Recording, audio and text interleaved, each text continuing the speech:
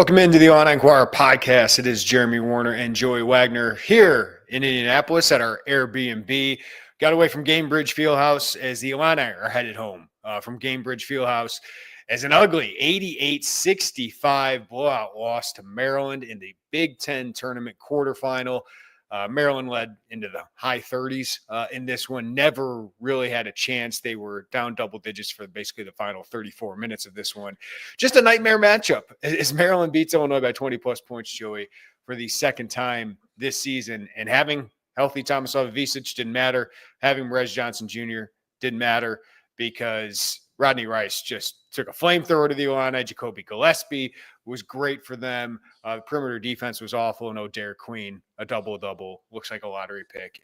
And that starting five from Maryland is really good. I agree with Brad Underwood. I don't know if that team will win it all, but I think they are capable of it. But they just own Illinois right now. So your initial reaction to tonight's embarrassment.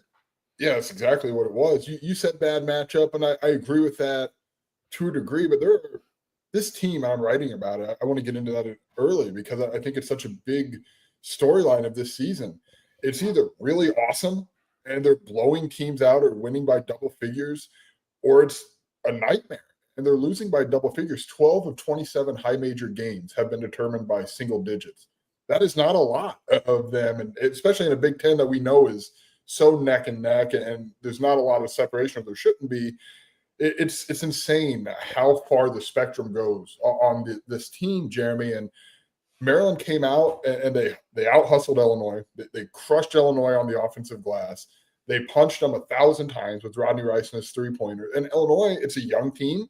You sign up for a little bit of this when you go on a young roller coaster like Illinois has gone on, and they just didn't have an answer. They just wilted. It got to 19 early on in that first half, and it's like, I looked at you, I said, if they can get it by 16 maybe going into half, you would feel okay, all things considered, and they just couldn't do it. Maryland had an answer for everything, and Illinois just feels like when it gets punched, Jeremy, when it is knocked down first, it's really, really difficult for Illinois to climb back up. And then you see these insane swings. They lose high major games by an average of 14 points, and they win high major games by an average of 15 points. That discrepancy is absurd.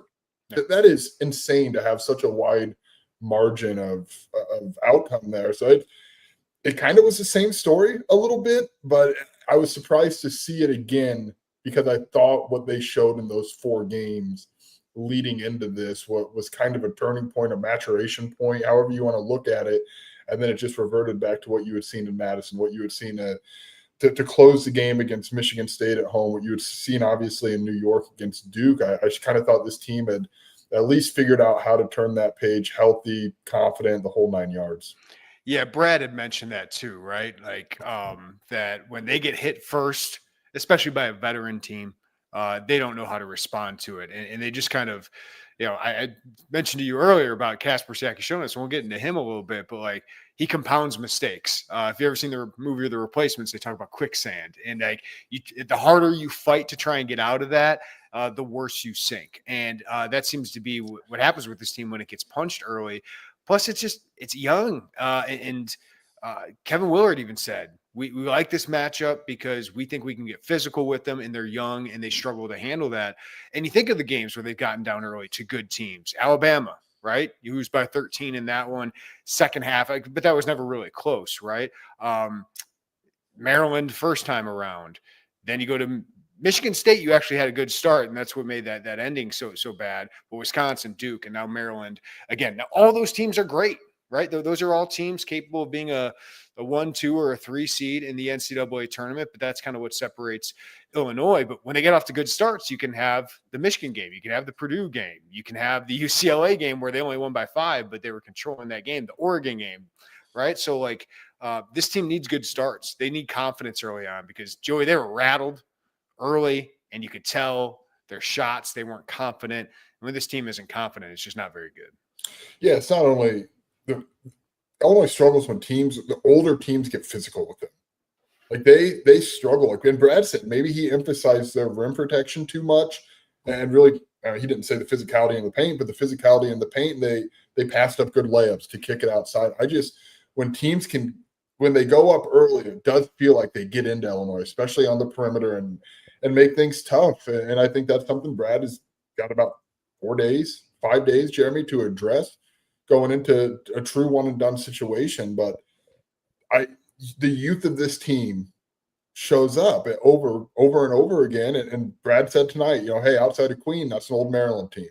He said, hey, that's an old Wisconsin team. Duke is young, but just supremely freakish, right? I mean, that's Cooper Flagg's got that in him. And yeah, I just thought we'd turn the page on this, I guess, and seeing this out of Illinois. And that's kind of foolish, right? Because it's a young team and the roller coaster goes as it goes.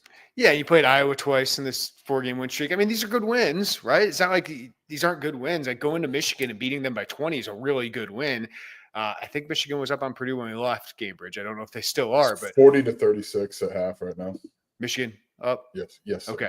Yeah, I mean, that's still a very good team. So that's a really good win. And Purdue had been struggling, but still, that's a very good win to come back and beat them. So I'm not taking anything away from that. I think Maryland's different. I think Maryland and Michigan State are the two best teams in the Big Ten. I told you if Maryland goes and wins this Big Ten tournament, could they work their way into a high 3 seed, maybe even a 2 seed at some point? But I think this is a nightmare matchup for Illinois, given the two bigs, given the veteran guards they have, and then they have a lottery pick and Derek Queen, who's really, really good. So it's just a big physical team, veterans at the guard spots. I think they got one of the best starting fives in the country. So what you hope, Joey, is you played well enough down the stretch and you have a good enough resume to where you wouldn't see a Maryland. Hopefully they're not in your bracket, in your region, but you wouldn't see a Maryland until the second game or maybe even the third game because, I don't think Iowa State is quite as that good. Texas A&M is quite that good. But you probably will have to play one of those teams to get to a Sweet 16. But is it the same matchup as Maryland? You hope not. So I think the world of Maryland, I think they're really, really good. Wisconsin, when they shoot like they did today, is really good and capable of making a run. But that team is really good. I think it's a nightmare matchup for you. But the one thing I do want to hit on with this team is you mentioned you built this team with youth and you kind of knew that it could have these swings and these ups and downs. And that was a pivot from Brad getting old and staying old. The concern about this team is you don't get to see the fruits of it because Will Riley and Casper Siakis are going to go to the NBA when you want those guys back for a second year. So you still can have the benefit of Kylan Boswell and Trey White and Tomislav Visic and Morez Johnson Jr. and some of these guys, maybe Benham Rickhouse coming back. And I think that this could pay off because those guys are going through this together. They go through the ups and downs and they come back the next year way better for it. I think, you see teams do that all the time, like Terrence Shannon and Coleman Hawkins going through what they did. But if you don't you're not going to get the two most talented players back. And that's the gamble of what you did, getting the talent you did. Can you stay old? And I think they will. That's going to be the focus is retaining those guys. But then you got to go find playmakers to replace two guys who are probably going to be first-round draft picks. So that's the concern. I don't know if I really said that well, but it's just, do you get the peak of what this team could have been because you don't get those two first-round draft picks for another year? Yeah, I get what you're saying. That's a valid point. I think the peak of what this team was supposed to be is now, right? So the fruits were supposed to be year one fruits, and you're supposed to go through this insanely difficult schedule, and you're supposed to come out of it ready to go and to hit those fruits. We didn't need to worry about a second year.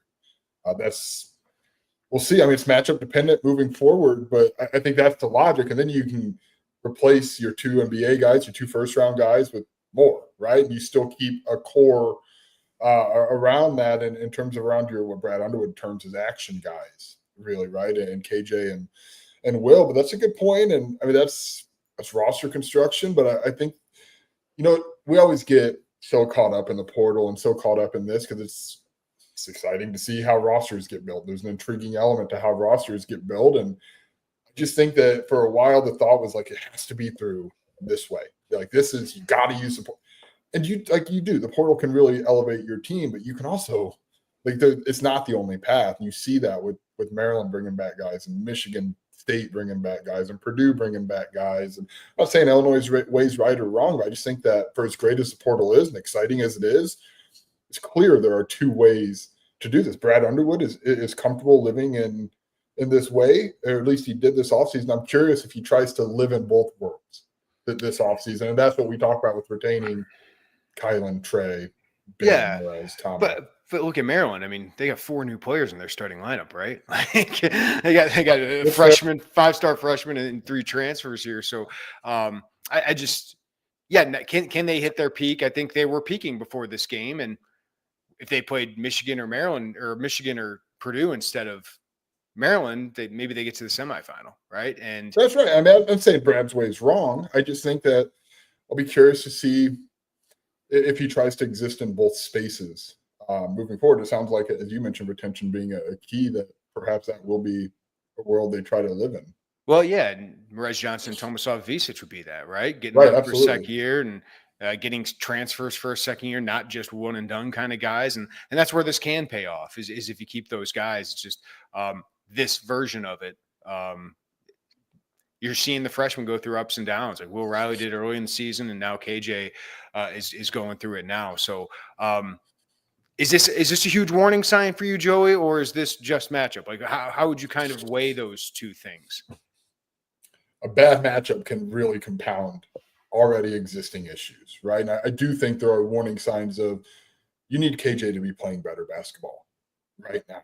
And it just feels like when Tommy got in foul trouble early tonight, and it feels like everything stopped. So, I mean, it feels like things have to break. When things break very, very well for Illinois and Tommy plays and everything flows, you see what they're capable of. But when Tommy's in foul trouble or KJ's not quite, where we've seen him over the course of the season, then there are warning signs. And the wrong matchup, that's tough, right? If you get the wrong matchup in what do you think they're going to be, a 6? I think Brad Evans feels confident that they're a 6 at this moment in time. If you get the wrong matchup in that, I mean, you could go home, but you could also catch 3 right matchups, and all of a sudden people are riding high and feeling really good. I know that's not really the most in-depth answer, but I think there are signs of concern, right? I think there are signs that we talked about. They don't respond well to getting hit early. They have young players, and there's a roller coaster that comes with young players. I think those things exist independent of matchups, but I think you can also ride the right one and do some damage here, and the same way you can get the wrong one, and people are ticked off here in a week and a half. If we're doing a sliding scale of whether I think this is a warning sign of this team doesn't have for the NCAA tournament or it's a bad matchup, I would probably be between a 7 and 8 towards a bad matchup, to be honest with you. And you can find that bad matchup in the second round, right? I just don't think there's a lot of teams built like Maryland. But I don't want to take away what we saw the last couple of weeks. I think this team was playing better, but they played against what I think can be a giant in the NCAA tournament, and they were not ready for it. And it looked like a team that's probably got to go through failure, right, in the postseason before it can build on that. And that's the concern, is they have to go through that, and then you're not getting 2 of your best players back. But I still think this team was playing pretty damn good basketball. So the biggest point is this can't be a confidence killer for them and to kind of take away everything they did, but it should be a wake-up call, and that's what Brad Underwood hopes they learn from this. He said it afterwards is, now it's you lose and you go home. That's what our next game is. And even if we're playing an 11 seed, we got to bring it. And then if we're playing a 3 seed 2 days later, we have to bring it and focus on that, and it's going to be a completely different matchup. Like Iowa and Maryland, Joey, could not be any more different, right? Iowa just soft in the post, doesn't play defense, but they can light it up, but you can light them up too. Maryland's not going to let that. They're the number 5 or 6 defense efficiency in the country, and obviously they are rolling right now. Rodney Rice is on a tear. Miguel's been great for them. He didn't even do much today. Jacoby Gillespie is one of the best guards in the Big Ten, and you got one of the best front courts in the country. So you don't bring it from the tip, tonight's going to happen. And this team should know that by now, after what happened to Duke, what happened to Maryland the first time around. But Kylan Boswell said, I've won a conference tournament before. At Arizona, we lost the first round. So sometimes maybe getting your butt kicked can be the wake-up call you need, and just be a reminder of the urgency and quickness of the end here, right? So that's what you hope if you're Illinois. And Brad Underwood said the silver lining is now they get more days to practice, more time to prepare. You don't like leaving the Big Ten tournament here early, but the other silver lining for Brad Evans, he said he'd rather be a 6 seed than a 5 seed. given the 11s and the 12s in the tournament. So we'll see. I would rather have the confidence of beating Maryland and feeling like you are back to who you thought you were and who they still believe they are. So, I mean, I could make the argument the other way, right? And that would have been a really big statement for Illinois. Yeah, it's kind of I don't think it's quite the moment that coming back from Duke was, but this is on Kylan Boswell, Trey White, Brad Underwood, the guys who've been around this thing to press the right buttons. And that comes with Kylan and Trey as a leader in the same way it did 2 weeks ago, 3 weeks ago, coming back from New York to press those buttons and make sure that, okay, that message is resonating. And Kylan Boswell in the locker room today indicated he's more than prepared to make sure those buttons are pressed. Brad Underwood kind of feels like moments that he does come through when the buttons have to be pressed. You get a couple days to press those buttons. That feels like times that he's been able to do that, but you got to do it. Like there is an urgency to that at this point in time to make sure that you got everyone dialed into the urgency of the end. That's something Brad talks about a lot. And it was a big takeaway I had leaving today because I thought Trent Frazier knew the urgency of the end because he'd been around and experienced it, right? Like older guys know that because they've lived that. They've gotten on a bus or an airplane dejected after a NCAA tournament loss and know how crappy that feels. And I'm not saying younger guys don't know what a loss in a postseason one and done mean. Like everyone knows how that feels. When you know how it feels at this level, you know kind of that urgency and the ticking clock with it. How can you quickly drill that into a bunch of younger kids, younger guys, and make them buy into that? You can tell them about it, but you got to make sure that buy-in is 100% there when you catch a flight next week to whatever stop you're going to. In the end, Joey, I feel better about this team than I did 3 or 4 weeks ago, right? Way better about this team than I did 3 or 4 weeks ago. But still, when they get to the tournament, we've watched this team all season. They're 21-12. They've beat some really good teams. They've gotten crushed by some really good teams. They've lost a couple games they shouldn't have, and they won a lot of games they shouldn't have. So it's a roller coaster ride, and I just think it's kind of a roll of the dice with this team. What are you getting? And I think it's been better, the consistency through the 4 games previous to this. So that was good to see your veterans starting to step up, Boswell using his voice a little bit more, Riley really showing some confidence. But it's a complete roll of the dice with this team. It's not a trustworthy team. It's not a reliable team, but it's good enough, talented enough. I can see them winning 2 games, right? Like I can see them winning 2 games, and if they get the right matchups, and maybe they win their first game and the 14 seed wins, right? Or something like that, or they get a good matchup with the 3 seed. But it's hard to have a ton of confidence game to game with this team. So it's just you're on for the ride. Yeah, you're kind of just seeing what happens, right? And it's either going to be a really fun run here or you're going to get ticked off because the matchup is what it is. And it's always been about that. Like we always hear Brad Underwood talk about matchups, and March he's not alone. And that March is unquestionably about matchups. I just feel like there's not a lot of, even if you got a bad matchup, this team is kind of, how much do you have to, I don't even know the word I'm looking for, to counter that, right? Even if it's a terrible matchup, you have enough there to say, hey, we still got a ton of talent, so screw the matchup and let's try to figure this out and will this thing through a win that maybe they probably shouldn't get. I don't know. See, what do you say, right? Like, what do you say? This is a roller coaster. You ride it. You feel really good if they go to Michigan and they beat Michigan, they beat Purdue.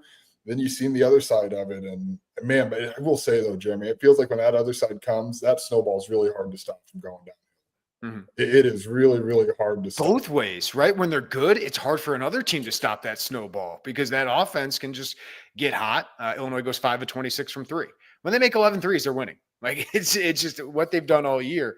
But when they make 5 or 6, can they win a game? I think it's a make or miss team. Like when they're making their shots, they feel confident. They feel good. I think they're better defensively when they're good offensively. But when they're not making their shots, they get discombobulated defensively. And then they're just not tough and physical enough and confident enough on the other end. So you want to see them make shots early because that's when this team starts to feel itself and has a chance to beat whoever they play. Yeah, I feel bad we're sitting here like expert analysis here, but this is just we've seen this since November, right? Like No, there's parts of that. It's like, hey, attack the basket first, then they get easier threes, right? Like you get the Trey White corner threes, you get the step in threes from Avicic, all of that. Like the quality of looks are better. So there's a mentality of doing that. But if they miss those open shots, like, oh, are they going to bring it on the other end? No. Plus, you're giving runouts and their transition defense. Yeah, I do want to dive in a little because I do think there were shots at the rim available tonight, and they passed up good shots for kind of more difficult shots. It's like just try to get a shot on the rim, and best case you get fouled. Like they had planted some early fouls, and against Maryland, that's a big deal. And you're like, ooh, because they're not deep. Geronimo's their only really good bench player, right? Yeah, and you thought, okay, maybe you get Queen or you get Reese or you get one of those guards in foul trouble, and you might feel like there's a window there, and instead it goes a total other way. And Avicic gets 2 with 15 minutes left in the half, and then he comes back in and gets 3. And you felt the presence of him not being out there and the whole pull the big away space, everything we've seen them do well. Yeah. You notice when he wasn't out there. I just thought there was a very small window before the thing totally went sideways early on that they could have done that. And then they started to string some stops together, Jeremy, on the other end. And you're like, okay, maybe there's a late first half push. You can get to the locker room. Brad can do his thing. They can come back out with a little bit fire with Tommy. Yeah, it was like 44-28, right? And then they started to get some stops and turnovers, missed shots at the rim. What were they at the rim tonight? I had looked this up earlier. They were 10 of 24 on dunks and layups. They were 9 of 21 on layups, 1 of 3 on dunks. And there's a bunch of missed like runners where they're like hesitating, like they just weren't confident. They were like nervous about what was happening. I think, we talked to Michael Tulip while the game was going on. He thought KJ was predetermining his reads too much, which is just overthinking. We'll get into the KJ conversation here. But you're right. The turnovers were the story. I mean, 17-3. They had 22 points off turnovers. Maryland did. Illinois had 0. And obviously 8 of 13 from 3 from Maryland in that first half. And Illinois was, I think, 3 of 14. And it was just done from there. But yeah, it was just the lack of confidence was jarring compared to what it had been the last couple of games, Joe. Yeah, and I also thought the second chance points at end of the final tally didn't really tell the story. That was 17-6. But I thought in that first half when Maryland really opened it, those offensive rebounds, it ended up being a 3 from Rodney Rice, or they ended up getting an and one. It was a stretch of like 5 straight and ones going back and forth between those teams. And I thought Illinois, let me look at Maryland here. This is bad. I should have looked at that. The first half box. Yeah, Maryland had 15 of its second chance points in the first half. Mm-hmm. I mean, that felt like every time Illinois maybe got a stop, Derek Queen just straight up stole a ball on an offensive rebound and had a putback. That, the turnovers, that's everything. I didn't even feel like, I mean, obviously Illinois missed shots, but I didn't feel like it was one of those where we've seen them just start chucking threes and they didn't go. I thought Maryland looked incredible for the better part of this, and those turnovers and offensive rebounds compounded it. They got punked. They punked Illinois. Let's get to some super chats. We'll get to some of your questions as well. Send those in on our live YouTube. Let's get into it. Fedigator, KJ's last 10 games, 15 of 50 from 3, 33 assists, 34 turnovers. Brutal. There's a lot of KJ discourse right now, and he has not played well. Like we've brought that up. The 6 turnovers tonight, 3 of those were in the second half. Didn't bother me as much. But that first half, he had a couple more that were brutal. He wasn't the only one. Kylan Boswell had some. Rez Johnson had a few as well. But those turnovers, 6 turnovers led to 6 points for Maryland for KJ. Second straight game with 6 turnovers. There's a lot more on his plate tonight because Thomas Law being out, like it has to be KJ creating because no one else really was doing it tonight. But he's not played well, and that is clear. And I want to get into it. Like Brad Underwood finally said tonight, the turnovers were bad. Like it's the first time he said it, and KJ's got to be better. But he is certainly in his head right now. You can just tell, and I talked with Latup about it. Like he's thinking and not playing. And Brad said, I need him to focus more on defense and those other things so he's not as worried about the offense because he said his defense was bad tonight along with everybody else. Yeah. But Brad said, he's going through it, and he's going through the ups and downs. Will went through it in December and January, right? But KJ doing it now is certainly impacting the team. And the thing is, like, you just can't have those turnovers. You can have some shooting slumps, but you can't hurt your team and compound those mistakes. But I do want to get into it, Joey. Like,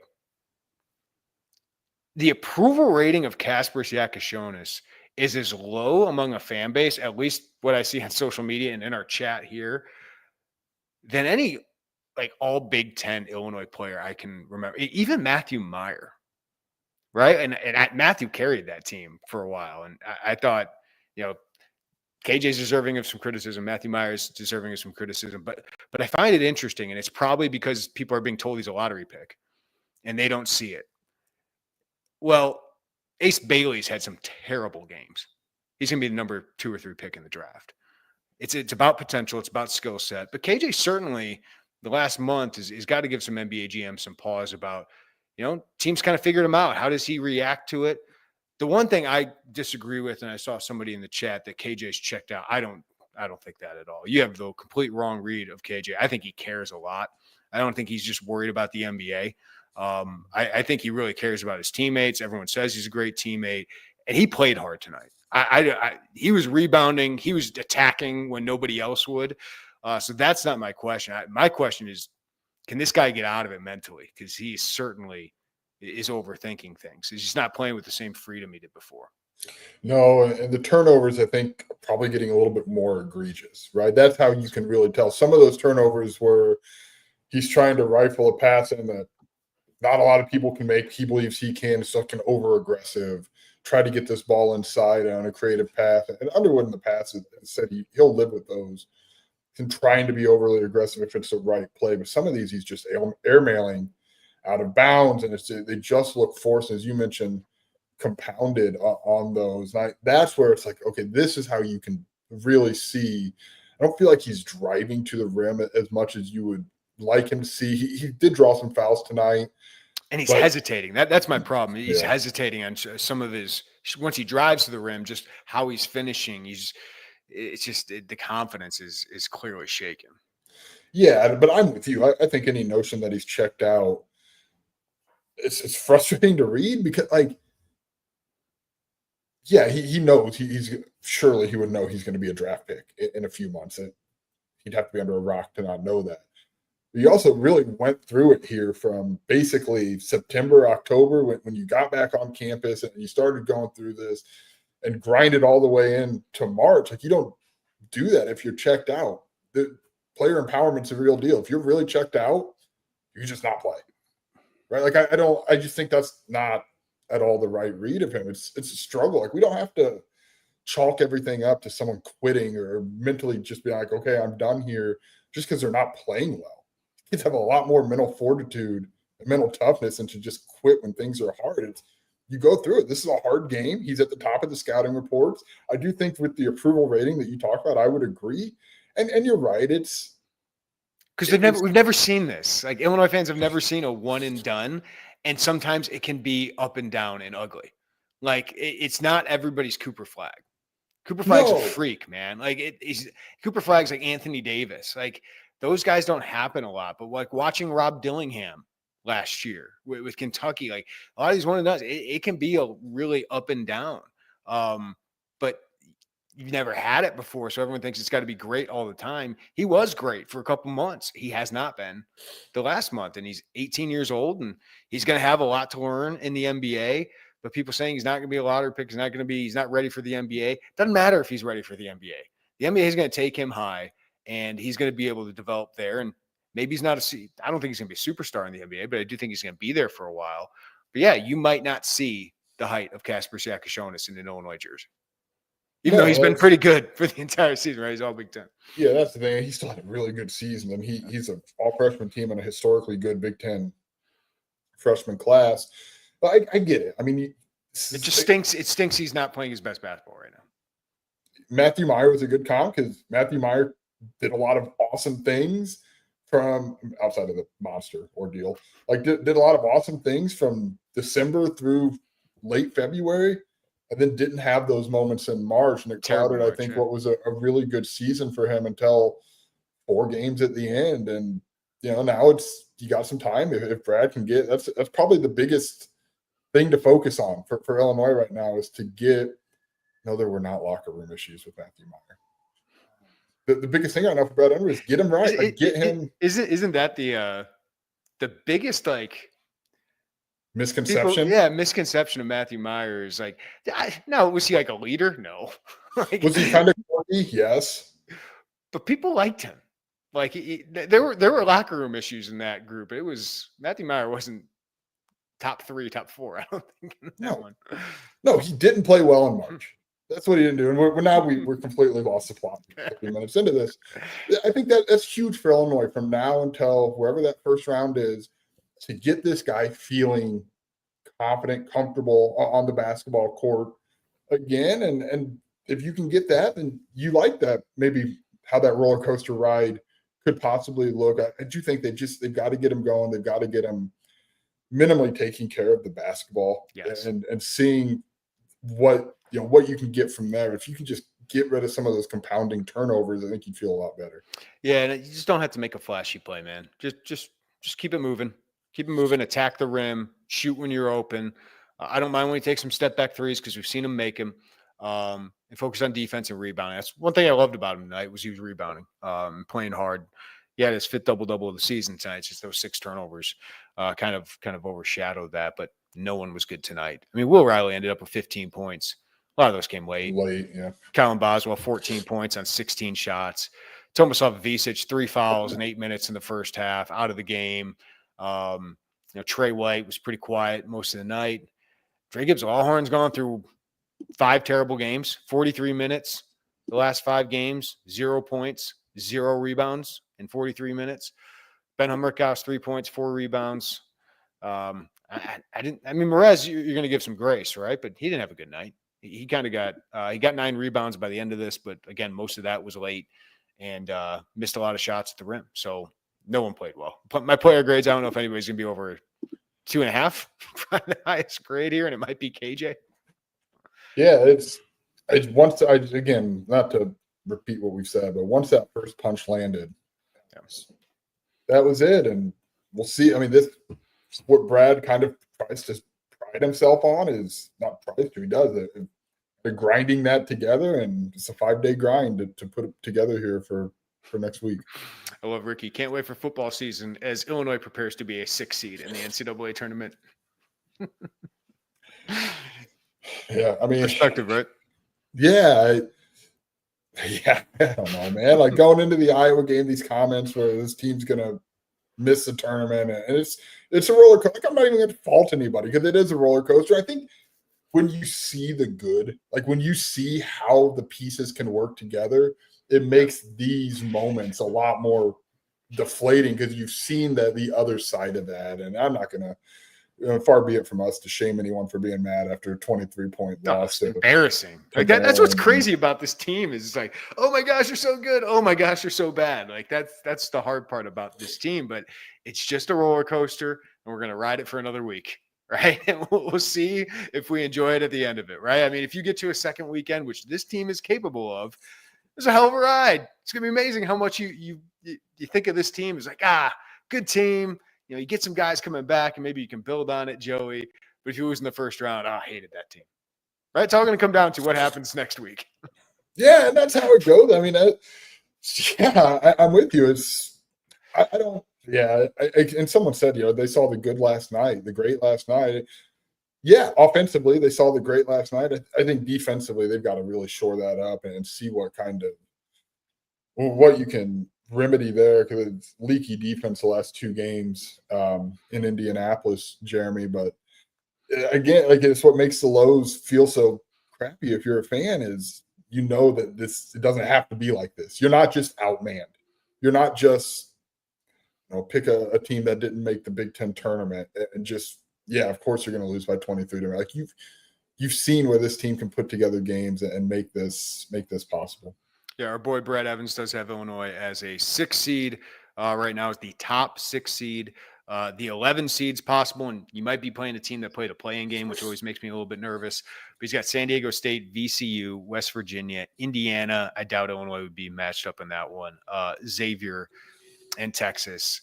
I mean, all those teams you get a little nervous about because there's a lot of high major teams involved there, Joey. But do you feel better about that than some good mid-major playing well? I mean, I feel good about Illinois' talent against some of those mid-majors. It's just we'll see what the matchups are when it comes out. But What are you looking forward to on Selection Sunday? The matchups. Like, I wish we had something more profound, right? I feel like we kind of danced around the same things here. That's what it is. That is just what this game is the matchups. And if it's a matchup that there's a marginal favor in another team, can your talent kind of wash that advantage away? But what's the profile you're looking for? Right? I think it would be small, right? And would you rather have an offensive focused team with a bad defense? Would you rather have a balanced team? Would you rather have you want to get in a track meet, right? You want to get in a all points on board.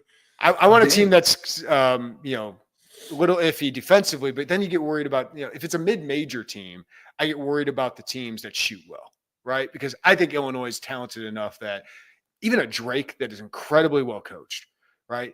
They're a grinded out defensive team. So you do worry about Illinois turning it over, but Illinois is just so much more bigger and more talented than a team like that. I think they can overpower them. But then you get into a track meet, Illinois seems pretty confident when they get into those. So it'll be interesting.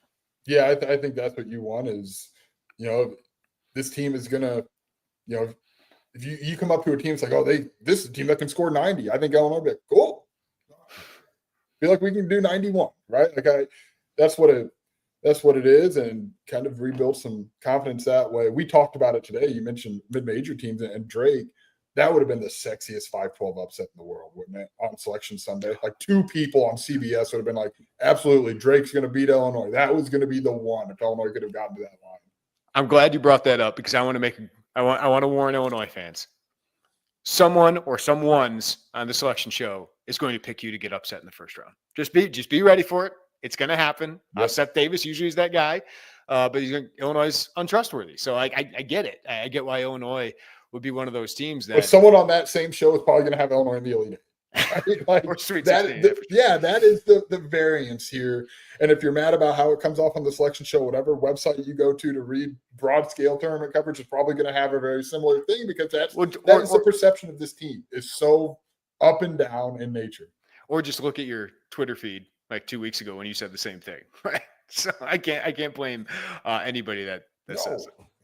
Yeah, and Illinois, that's the profile, right? Can beat anyone any day, can lose to a 13 seed or 11 seed any day. That's the profile of this team right now, and that's why the matchups are so important with this team in particular. Like last year, you felt like there wasn't really matchups that you were that concerned about, other than obviously running into UConn in the way that you did, because you had a lot of answers and you had a lot of older guys who could figure it out. And that's why if you're hearing this, like, okay, good gracious, we get it. The matchup, that's why it's so important. It's one of those teams. Yeah, I think big, athletic, physical, and also can shoot threes. How many teams can do that? Like that's my question, because Maryland's one of those teams. I just don't know how many, the 11 seeds. I don't know how many of those teams fit that profile of big, athletic, also can shoot threes, and have great guards. Right? It's tough, but we'll see what Illinois shows up. You got anything else, Joey, before we get out of here? Head home tomorrow? I don't. We're good. I really know what this team is, man. It's kind of signed up for it when you built it young. Let's see. Now it's the time. Like, let's see what the payout is in the next couple of weeks. It's a roll of the dice with this team. All right. Thank you to everybody for listening to the Illini Inquirer podcast. Give us a follow, rating, review wherever you get your podcast. If you're watching us on the YouTube channel, we appreciate you guys. Hit the like button on the way out. Subscribe to us. Hit that notifications bell as well. Joey and I will have far more from Indianapolis. Also, hopefully our guy, Derek Piper's getting a little healthier. Rough week for him with an illness here, but hopefully he gets in good shape before we head out to the NCAA tournament. So, all right, everybody have a great night. Take care of each other. We'll talk to you next time right here on the Illini Inquirer podcast.